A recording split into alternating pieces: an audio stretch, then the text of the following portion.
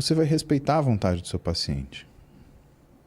Às vezes você quer, né, a gente fica ansioso porque, por mais que a gente não tenha uma bola de cristal e possa falar para o nosso paciente o que vai acontecer se algo, né, não sair do jeito ideal, até porque não tem ideal, né, Sérgio? Né? Você não pode pegar ele, amarrar e tomar a decisão por ele, porque senão o sofrimento dele vai aumentar. Né? O que você pensa, por exemplo, de uma pessoa... Eu vou te dar um exemplo de um paciente no meu consultório. Né? Ele chega lá e fala, olha, eu gostaria de emagrecer e eu vi o vídeo seu, que está lá com o Renato Cariani, com o Júlio Balestrin, lá na Max, e eu quero fazer uma dieta assim, eu quero comer frango com batata doce. A pessoa nunca prestou atenção no que come. Você vai pegar essa pessoa e fazer uma dieta de bodybuilder para ela, você já mudar radicalmente a vida, né? Faz o menor sentido. Isso é contra qualquer situação de bom senso. Ah, mas para fulano funcionou. Por quanto tempo? Essa é a pergunta. Porque o paciente não é uma foto, Sérgio. O paciente é um filme. E quando você pega esse paciente e coloca numa situação desagradável, você cria um filme ruim. Que ele está assistindo, sofrendo e mais. Emagrecimento, que é um exemplo, não é uma coisa que você faz da noite para o dia. É uma coisa que você faz um processo longo, demorado. E às vezes a pessoa quer amanhã, né? Daqui uma semana, né? Então, o que é o processo do emagrecimento? É você criar uma rotina para essa pessoa e diminuir o que é a ansiedade dela. E explicar o quê? Qual é o objetivo? Ah, perder 10 quilos, 20, 50? Não, não é. O objetivo dela é que ela tenha rotina. Por quê? Né? E aí vem as 3 técnicas que os nutricionistas mais utilizam no dia a dia no consultório. Né?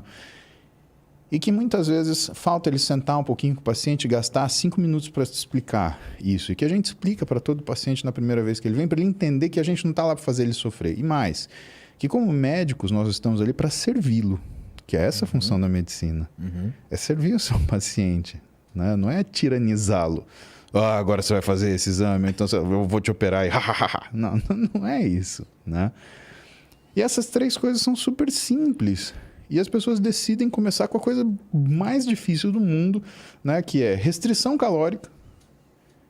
E que nessa restrição calórica envolve uma outra coisa que também é terrivelmente difícil, que é a monotonia alimentar. Então eu vou tirar a caloria e vou comer tudo frango com batata doce.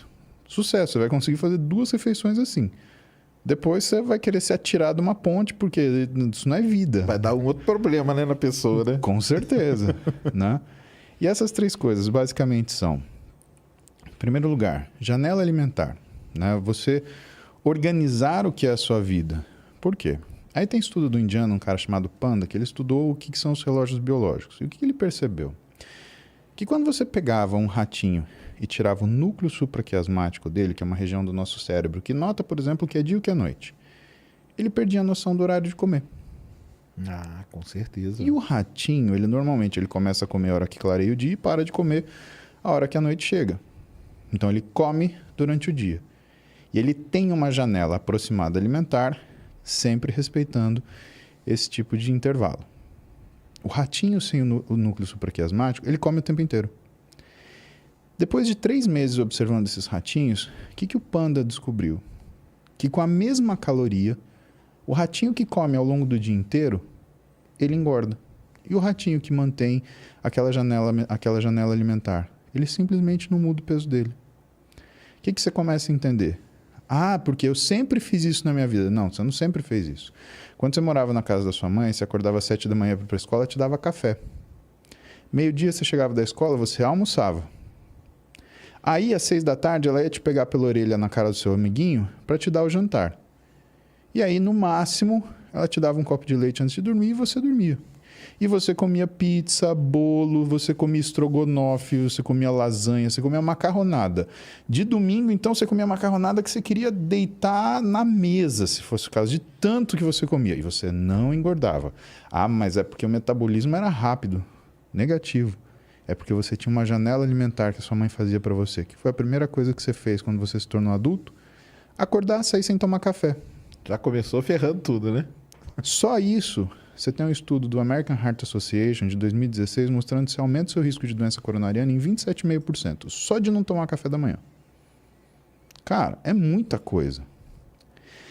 Aí, que hora você vai almoçar? Meio-dia? Não, 3 da A tarde. hora que der, né?